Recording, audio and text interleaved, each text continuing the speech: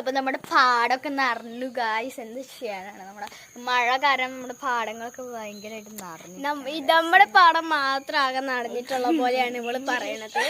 Okay, നല്ല മഴയായ കാരണം മിക്കവാറും വളപ്പിക്കൊക്കെ വെള്ളം കിടക്കും, അത്ര ഇതാണ്. നമ്മള് പിന്നെ ഒരു വഞ്ചിച്ചാട്ടനൊക്കെ ആ വഴി പോകണ്ടായിരുന്നു. ഞങ്ങൾ വഞ്ചിച്ചാട്ടനെ കുറേ നേരം വിളിച്ചിട്ട് വഞ്ചിച്ചാട്ടൻ കേട്ടില്ല. അതിൻ്റെ വിഷമാണ് ഞങ്ങൾക്ക്. ഇതാണ് മെയിൻ.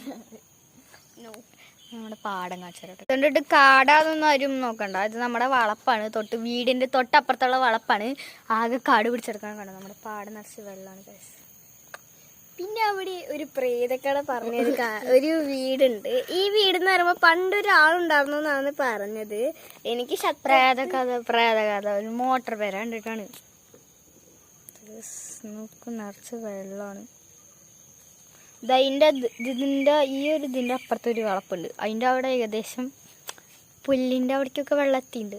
ഇതാ ഒരു അടുത്ത് ഒരു സൈഡിലൊരു മോട്ടോർ പേര കിടക്കുന്നുണ്ട്.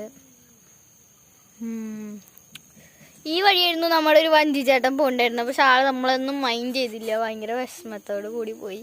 ഇവിടെ ഒരുത്തി ചിമ്മിനിയുടെ കരിയൊക്കെ എടുത്തുകൊണ്ടിരിക്കുകയാണ്. പിന്നെ നമ്മളെ ടെറസൊക്കെ നിറച്ച് പൂപ്പായാണ് ഗൈസ്.